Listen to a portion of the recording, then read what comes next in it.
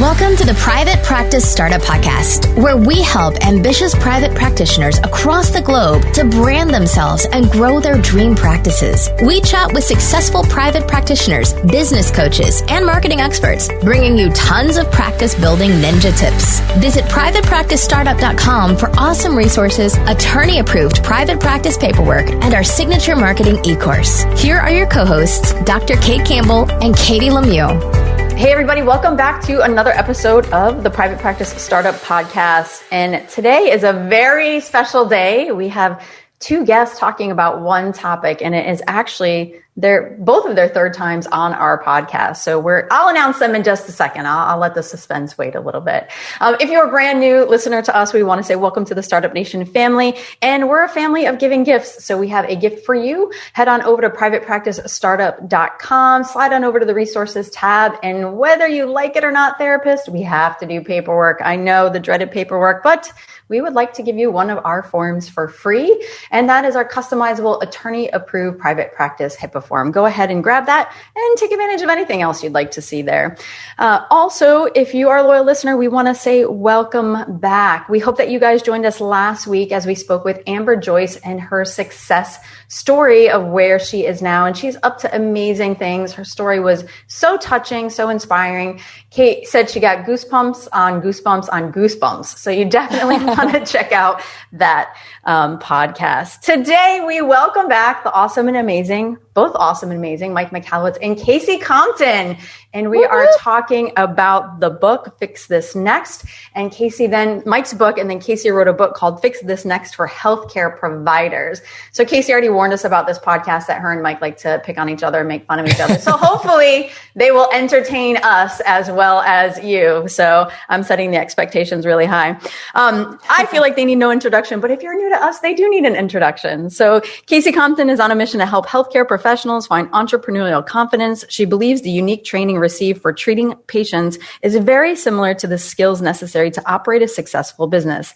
In fact, Kasey believes a business is like a patient. You have to treat it that way. And Mike's mission is to eradicate entrepreneurial poverty. He's the author of The Toilet Paper Entrepreneur, The Pumpkin Plan, Profit First, Surge, Clockwork, Fix This Next, and he just shared he has something else in the works. So I'm excited for that because he said it's all about marketing. So Mike loves helping business owners be wildly successful and giving his colleagues crazy nicknames. Oh, this is a perfect place to start. Okay, we're going to start there. So what is Kasey's nickname? I don't have one for Kasey yet. I do have one for me. I'm going to change to Caleb because then the show is Katie, Kate, Kasey, and Caleb. Bring you. No, I'll get one with a K. Nicknames just come. It's going to. They just present themselves unexpectedly. It's probably going to be something bourbon associated, but maybe that's too on the nose. I gotta think more. So I'll answer that for him. So he's called me Bourbon Girl for a while, probably because he couldn't remember my name. Occasionally, I got Dude. But D-O-O-O-O-O-D. O-O-O-O-D. I think I got called Wonder Woman once, so that was good. I don't know. Those are the three that I can think of right off the top. Yeah, maybe it might be Burbs. I don't know. I got to think about it. Is that short for like Bourbon Girl, Burbs? Of course, yeah. Bourbon sister. Yeah. Burbs. Whatever. So tell us about how you guys first connected. So I splashed water in her face. No, he spilled his drink all over me. Yeah. Yeah. So my recollection is totally Awkward. different. So we met we were both speaking at an event, and I'm very defensive of my speaking. It's an ego thing. I want to be the popular speaker and everyone comes around to see them. And I see Kasey come up there, and admittedly, she's a little cocky. She walks up with this air about her, like, oh, I'm going to own the stage. And so I revert to the most basic id level response, and I take my water, I splash it on her, and I'm like, good luck on stage. And that's my recollection. That's pretty much exactly how it happened. Yeah.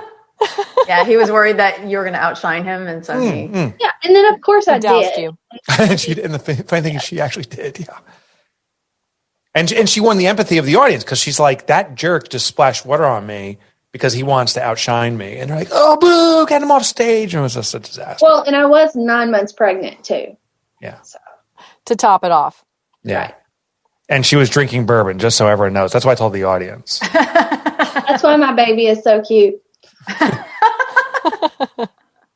So then what happened from there, from the first not so great meeting? I actually tell this story in the book that I wrote. It's quite funny. So we met there, and then that was when I still was like, oh, Mike Michalowicz, he's so cool, still fangirl a little bit. And then I went to Donald Miller's Storybrain conference in Nashville. And this is the story I tell in the book. And, I go in and I'm by myself and I'm sitting up there in the front row and I'm going through my little swag bag thing. And down in the bottom, there's this, I don't know if you remember it, Mike, but they had these bourbon suckers. Oh, yeah, that's right. Yeah. So I'm like chomping down on my bourbon sucker and looking around and I'm like, wait a minute. And I look over and I thought I saw someone. I thought I recognized this guy, but I couldn't really tell. And I was like looking. And anyway, long story short, I almost had a heart attack that time. And I called my husband. I was like, is it weird if I go over there? Should I go over there? And he was like, just go over there. And so I put down my sucker, put down my swag bag, walked over. And I was like, hey, I'm Kasey. And so we talked again there. And then after that, I think was when you had the event in New Jersey. Mm-hmm. And so I went up for that. That's right. And just kind of, I don't know, it was just kind of weird. But I'll tell you this, what I've noticed is in any group of people, there are some people, and I don't exclude myself from this category, that put on an air of success. And I don't mean that negatively, but there's a compulsion to kind of show we're worthy. Then there's other folks, and I put Kasey in this category, who have a air of confidence about them that there is no necessity to show, to demonstrate that. It's just a fact, right? And so I'm not necessarily an intuitive, but when I met Kasey, particularly, after a few occasions, like, oh, she's got a swagger about her. In my mind too, I'm like, oh, this person's going places. And then when I started to learn more and more about her story, it's like, oh, she's gone places. Like she's going to newer, bigger places and of greater impact. So just so impressed by what she's achieved, but also inspired by that she's just getting started. Well, and I think I was just a little curious about Mike too, because I had read almost all of his books. And you know how when you read a book and you're just like, is this person really like this? Like, is this real? Is this for real? And so the first time I met him, I still couldn't really tell if that was just really him. Second time, I was like, I think that's really how he is. I think he's just really this goofy and just a nice person. And then I met Jeffrey Shaw, who knows Mike. And so we talk about, and then AJ, and then, just all these other people. And then the more that I was able to talk to Mike, he really is that person. And he's just one of the nicest people that I've ever met, and most genuine and authentic. And in my book, that's like up here. You can't really get any better than that. So that's just kind of how this thing continued. And I'm just very fortunate for him to say those things about me. It means a lot. It's really fun to hear you guys, both of your perspectives on the story of how you met. And I'm really dying to hear how you guys came to work together with Fix This Next, especially for Kasey, your specialty there. And before we do that, let's just take a quick moment for our sponsor. As a therapist, you're probably too preoccupied with your caseload to want to think about bookkeeping or tax filing. Herd Bookkeeping and Tax is a platform built specifically for therapists that helps you track and improve your practice's financial health. Regardless of whether you're a seasoned clinician or you're in the first year of your practice, Herd will help you to identify areas for growth and streamline best financial practices for your business. When you sign up with Herd, you work directly with financial specialists to track your income and expenses, file taxes online, and grow your business. You'll also receive financial insights such as profit and loss statements and personalized monthly reports, so you can say goodbye to poring over spreadsheets and guessing your tax deductions or quarterly payments. Focus on your clients and Herd will take care of the rest. You can even ask Dr. Jennifer Kashani, a licensed clinical psychologist based in LA. She says Herd has simplified and streamlined bookkeeping and best business practices in a digestible and accessible way. Having the foundation of Herd for my business had made myself and in turn my patients feel more solid. Plans begin at just $60 a month and can easily be tailored to fit your business financial needs. You can schedule your first consultation at joinherd.com. That's joinherd, HEARD.com. Is managing your practice stressing you out? Try Therapy Notes. It makes billing, notes, scheduling, and telehealth a whole lot easier.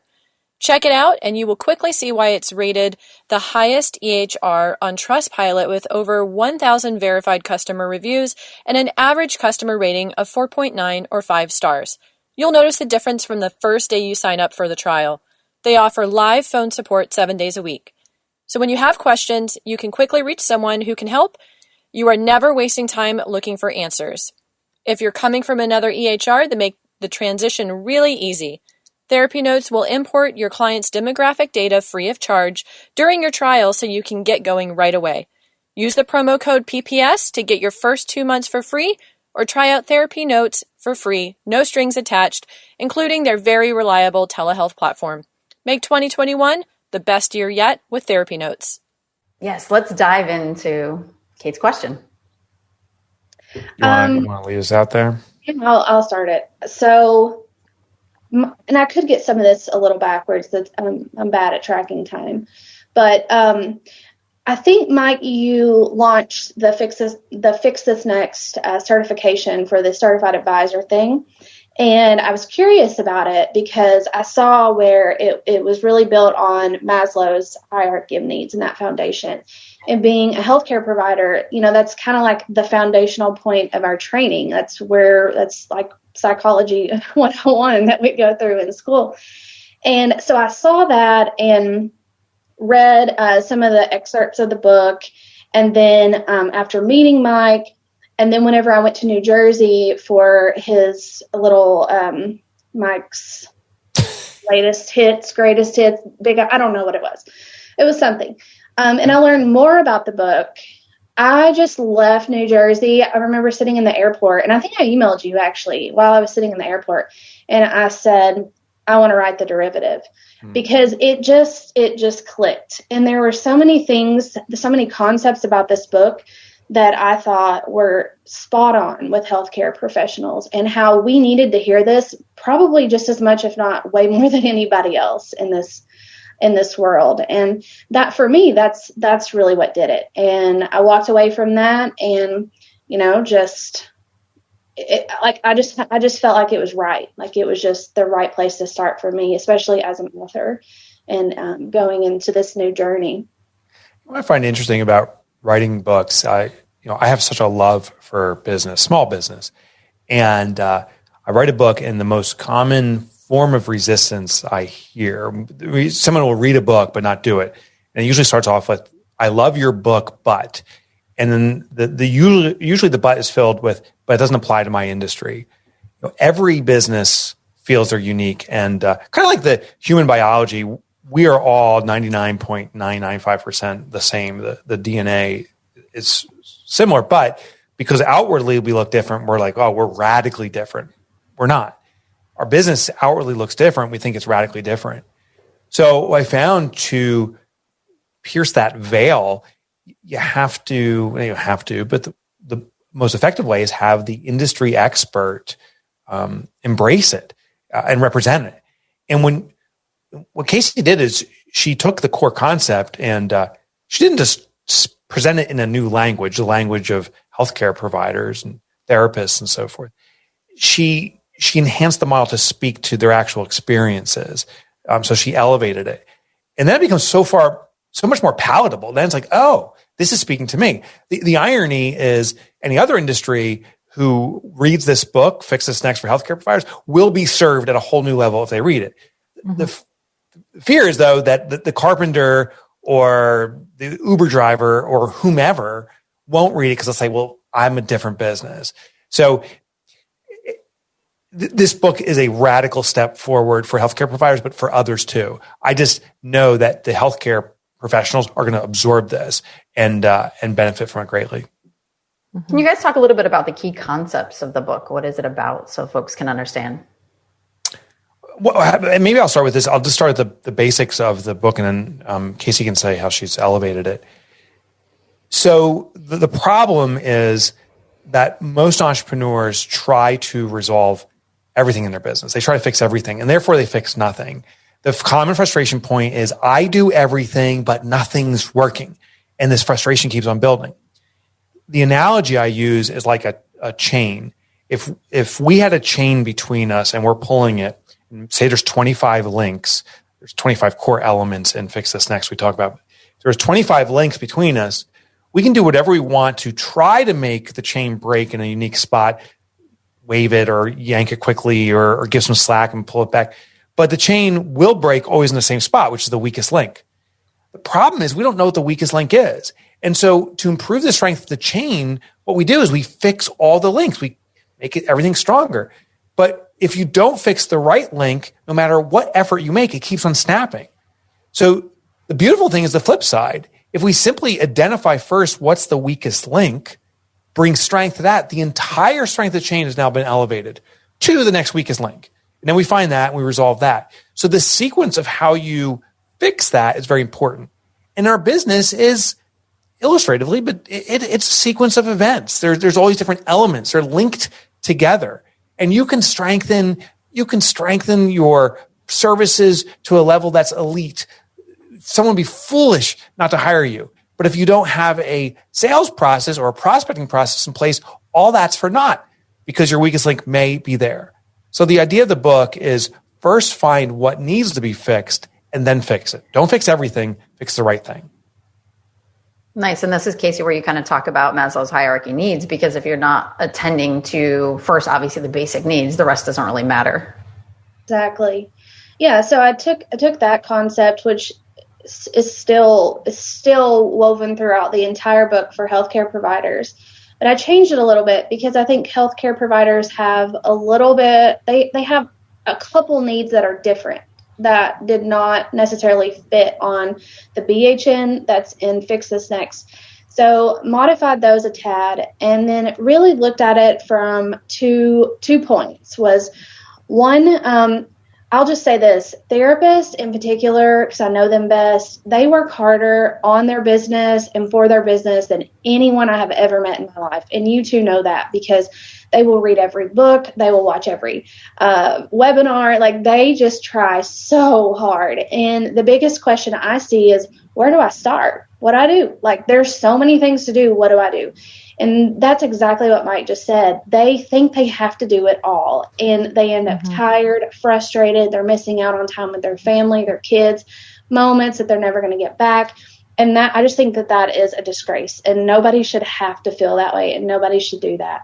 And so that's one of the things that I really try to drive home in Fix This Next for Healthcare is how to identify where to start. What is that starting point always, so that you never have to feel like there's so much and you don't know where to start. And the second thing that is very important to me is so many people in healthcare think that they're having to play catch up because they don't have an MBA and they don't have all this business background. They're just a therapist. I hear that all the time. I'm just a therapist. I don't have an MBA. They didn't teach me this in grad school. They didn't need to teach you this in grad school. They taught you everything you needed to know, because the way that you serve your clients is the exact same way you should run a business. You don't just get a client to come in and sit down and then you're like, okay, tell me all your problems. All right, let's just fix all of them right now. That's not how it works. You have to do a diagnosis. You have to administer a differential diagnosis sometimes. You have to prioritize their needs. You have to triage that. It's the exact same way. So I really wanted people in healthcare to know that they are best suited to be an entrepreneur because they are a healthcare provider. I love that, Kasey. And it's interesting how you say that, because Kate and I always talk about how therapists make the best marketers, right? And we talk about the business essentials in that regarding what we do in summarizing and reflecting back and utilizing client language. But what happens is we forget that we have those skills outside the four walls, right, of the therapy room. So I love that you take it to this like whole other place in regards to the whole process of business. That's beautiful. Let's just take a quick moment for our sponsor before we continue to dive in. Okay, guys, it's sponsor time. You know what? Instead of reading a script about Gusto's payroll and benefits, we wanted to tell you what small business owners say, the people who use Gusto every day. Here's what one small business owner says. With Gusto, I think of payroll as a 30-second job. The website is so friendly and a joy to use. Friendly payroll? You don't hear that every day. And how about Amy from Utah? Amy says, I love Gusto so much. It's so painless. It's like going to the spa, and we have great options and rates even though we're a super small team. Like going to the spa? Wow. And here's what Mneet says about Gusto's support team. Whenever something comes up, I reach out and literally 24 hours later, they tell us what to do or assure us that we've already handled it. Smart technology and friendly humans, that's super cool. Honestly, the list goes on, and right now our listeners get 3 months free when they go to gusto.com/PPS. Yep, 3 months of payroll, benefits, administration, and more, totally free. Again, that's gusto.com/PPS. Awesome. Let's keep going. Kasey, where do we go next? How do you help people identify where that is? So what do you mean, Kate or Katie? Do you mean the process in general, or yeah? Well, just like overall, like, you know, and we get it, right? Therapists come, and Kate and I lived it, right? I don't know if you lived it, but we lived it, right? We were slaves to our business. We let our business run us, running around doing all of the things, spray and pray marketing, right? Until we learned, you know, our own process, and we teach that. So how do you help therapists learn where to start? Yeah, I think the first thing that they have to do is just make a commitment to change. And it's you know, it starts with the mind. And I've heard you say this a lot, you know, you have to make a decision. You have to commit to it. You know how you put in almost all of your books, you'll say, email me right now. Yeah. Tell me you're going to do it. Yeah. So that's huge. Like, that's the biggest thing. And what we have tried to do with Fix This Next for healthcare providers is make this an interactive reading experience. So we have people can opt into a free online interactive portal where they're going to see tutorials. They're going to see behind the scenes videos on how these concepts came about, how we decided to put this together, interviews from other therapists that you're going to see in the book, the pain points that people are facing. And so really, I think that's going to help people so much, because you know how when you read a book and you're like, oh yeah, that's great, but how does that apply to me? Then we're just taking that problem and we're swooping them into this interactive portal, and then there is where they can figure all of that out and really see all of those tools. But it always is going to start with that first initial assessment. So within Fix This Next, it's going to be the BHN and then the healthcare hierarchy of needs. We've just turned it into a diagnostic assessment, just like you would use for a patient. I hear you talk about BHN. What is that? Oh, that's the business hierarchy of needs. And so that's the translation from Maslow's hierarchy of needs. You know, what we did here is we looked at the human needs structure. And basically what Maslow argues is we have certain fundamental needs that if they go unaddressed, nothing else matters. They're physiological needs. If I can't breathe air right now, as much as we're, you know, serving right now higher level needs within Maslow's hierarchy, if I can't breathe air, all matters biologically is I breathe air and I'm done, you know, sharing thoughts. So we revert to the base. Only when the base is adequately satisfied can we elevate to higher level needs, esteem, belonging, self-actualization. Well, in our business, it's the same thing. There's certain fundamental physiological needs the business has. If there is no cash coming into the business, you have not a penny that you're generating, it's not sustainable. The business is figuratively suffocating. And sadly, a lot of business owners go into with this mentality, like, I'm going to change the world. I have such important things. It can serve so many people. Sales don't matter. I'm not good at that. I'm just going to be of great service. And the business starts suffocating. To Kasey's point is we really need to have an identity shift here. sacrifice does not translate to success. Sacrifice does not translate to impact. And yet many entrepreneurs, business owners of all genres say, well, I just got to work my ass off to be of service. And, the more I give and the less I receive, the better I'm being to the community. And I want to argue that's actually the polar opposite, because you limit yourself. You're scratching by. You can't provide your best services when you're worrying about putting food on the table. So we have a responsibility to change the frame. That sacrifice does not translate to success. That our job is to have extraordinary impact. And in fact, as a business owner, it may not even be doing the services ultimately ourselves. It's empowering other people to do the work so we can serve at a greater level and hold our business to the standards that we so desire. What I did was I used to call myself the superhero for my business. Like, I can swoop in and fix everything. It's a big ego thing. And I'm like, look how great I am. What I did was I reframed it to actually still satisfy my ego. I don't consider myself a superhero that swoops in anymore. I consider myself the supervisionary. And my big fat ego is served by that. But now my colleagues are the superheroes. I'm just helping organize, the team of Avengers here. I love it. I always love all of your analogies and your metaphors. And Mike, how did you come up with the idea for Fix This Next? I'm sure that you saw a problem and a struggle in the industry, and share with us that story. Yeah. So I know specifically how it came about. So every book I write, I query my readership and say, what do you need next? And my books aren't necessarily a linear progression of what all entrepreneurs need next, but it speaks to the moment of where the majority of my readership is. So I sent an email out. Now, just noted, it takes me about 5 years to go from concept to book on market, sometimes longer. So this was now 6 years ago or so. I sent out an email saying, what's the biggest challenge you're facing? But here's the thing. I'm not the most technically savvy guy. I almost triple clicked because the same email went out with the same question saying, what's the biggest challenge you're facing in the year ahead, multiple times on that same day.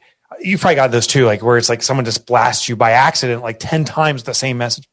Well, I was the jerko that did that. Jerko the clown. Well, some people responded to the same question on the same day with their biggest challenge for the year with different answers. Some guy's in the morning, he's sales, we have a sales problem. Next hour responded and said, the biggest problem is systems. No, it's hiring. No. He kept on changing. I was this is it. It became the thesis of the book. The biggest challenge business owners face is knowing what their biggest challenge is. We are all in this constant put out the fire mode. There's a saying, we rush to the urgent over the important. I agree with that, but I want to tweak it. We don't even rush to the urgent. We rush to the apparent, and there's a difference. The apparent is simply the next thing put in front of us. If for most entrepreneurs, myself included, if I open email now, the next thing that presents itself that I can tackle, that's the urgent thing. Well, it's not even urgent. I just made it urgent. So the idea of the system is to give people a pause, that when they're saying, what does my business need next? We're not hopping on email or whatever appears on the list of 25 questions waiting outside the door. But what instead we say is, what's the most important thing to the business? We go through Kasey's hierarchy of needs, the business hierarchy of needs, that BHN, pinpoint it, and keep our focus on that one big thing. The other element is the other things aren't ignored. It's just that one thing's prioritized. Instead of giving everything the next priority, everything's equal importance. Now one thing is priority. Other plates must spin, but we stay working on that one big thing until we see it through and then move to the next thing that Kasey's system identifies. One thing too, if I could add to that, is that I noticed while doing some additional research specific to healthcare providers was that not only do they not know what their biggest problem is, but they find peace and comfort in the distractions. So, they're getting lost in all the to-dos because somehow, maybe subconsciously or something, they don't want to address the actual thing that's going to make a larger impact because it's hard, or, it's going to take prolonged effort, or, it's just something that's foreign to them or challenging to them or doesn't match up to who they are as a person. And that's what I saw consistently was people were just, oh, let me check my email, and then at the end of the day, they had nothing to show for all of the work that they did during the day. And I love that you share that because it's so relevant even to therapy, right? Like a lot of times clients will present with one thing and that's not really the issue that needs to be addressed. And until you talk and you uncover it and get them to go deep and be willing to feel uncomfortable, so I love that parallel as well. And it's interesting. I actually read a study about procrastination and it says sometimes we procrastinate because it's a stress relief. So we follow the distractions. And I know for myself is I literally have to close out email just not to, because I notice I will watch myself like, oh, I'm writing copy. I'm really tired about doing this. Oh, let me just check an email, so I have to close it out, put some boundaries around myself.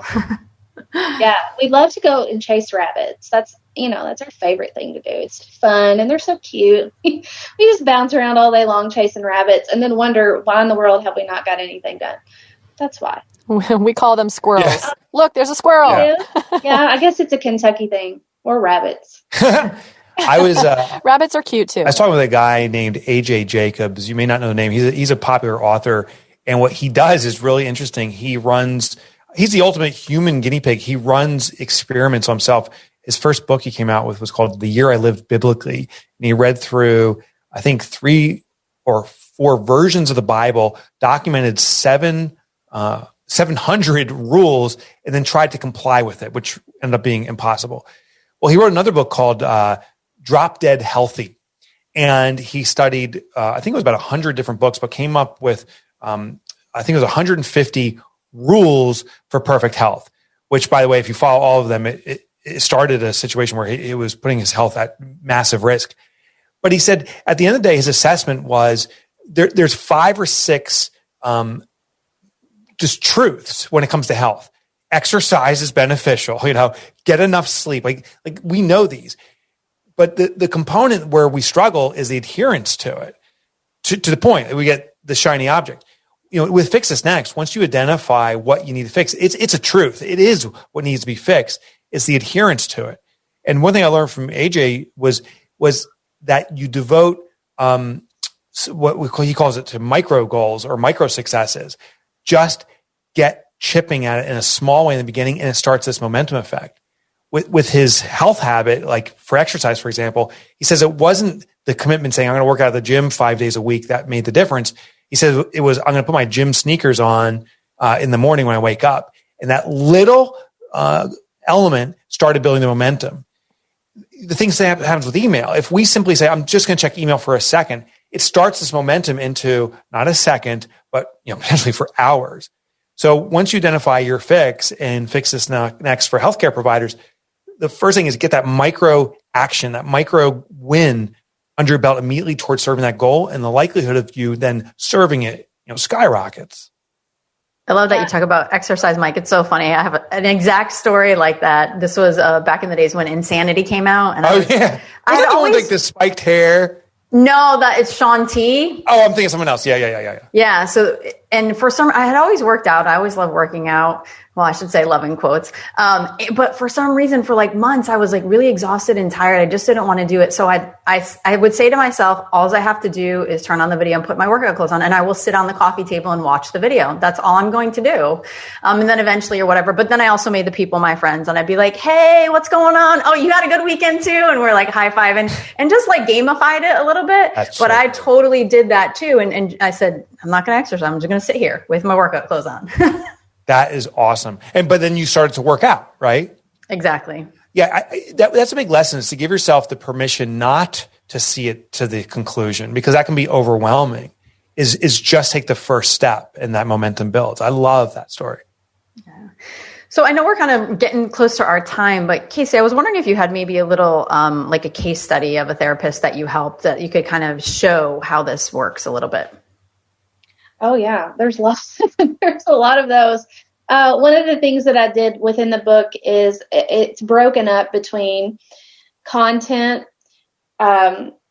Southern story about something, granny, poppy, cupcakes, whatever, case study. And so it kind of follows this little pattern.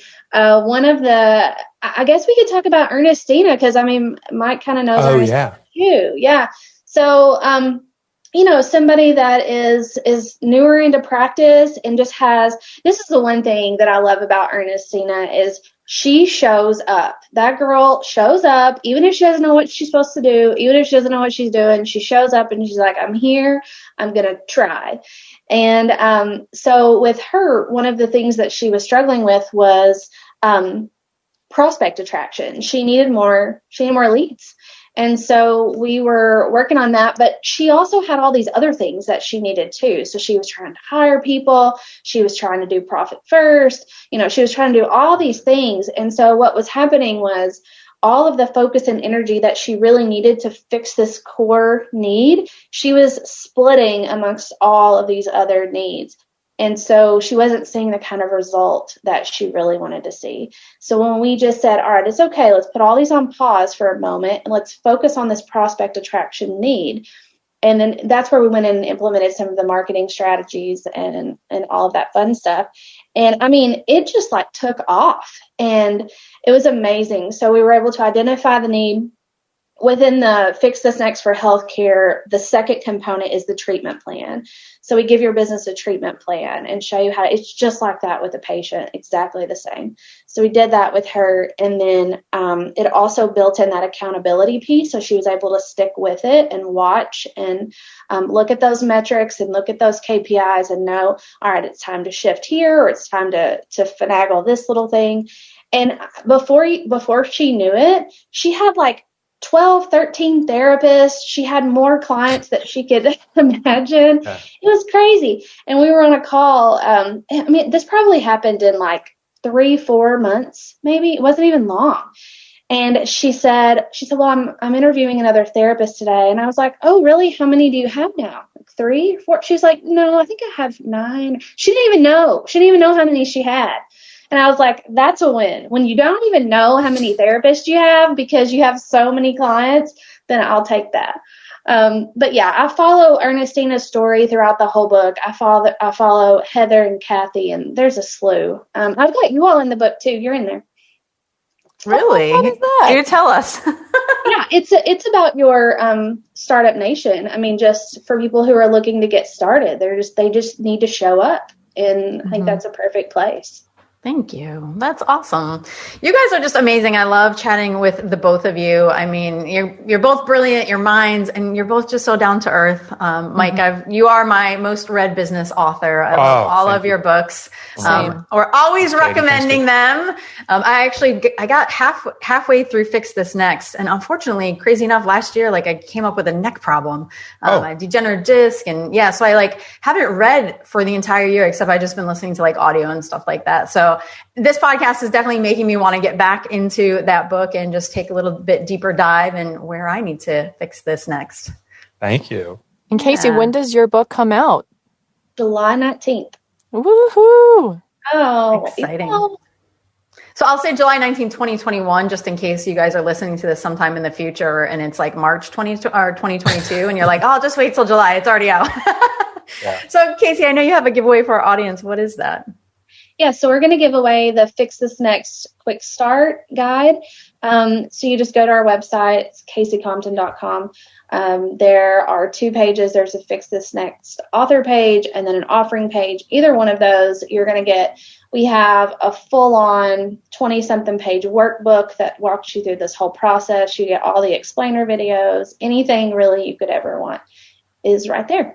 Awesome. And we'll include that on the show notes. And what do you both hope that our audience takes away from your message today?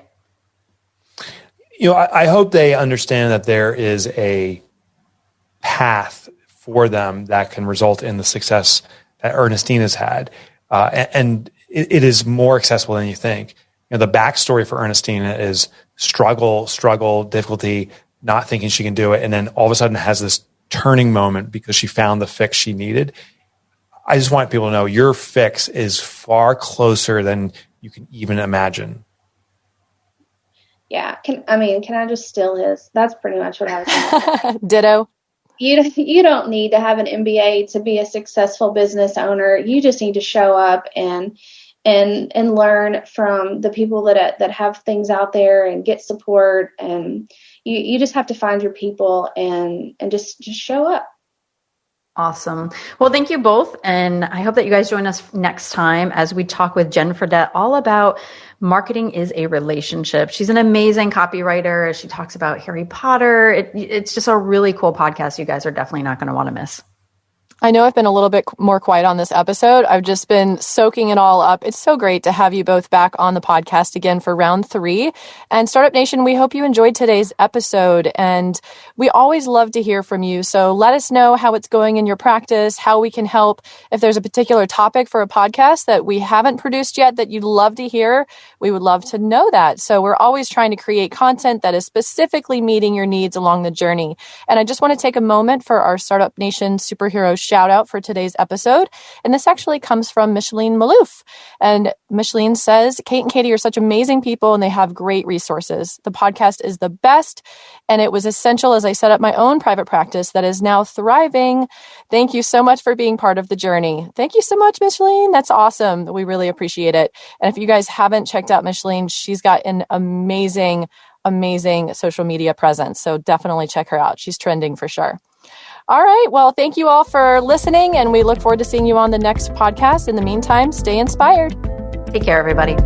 Thanks for joining us on The Private Practice Startup. Visit theprivatepracticestartup.com for awesome resources, free trainings, attorney-approved private practice paperwork, and so much more.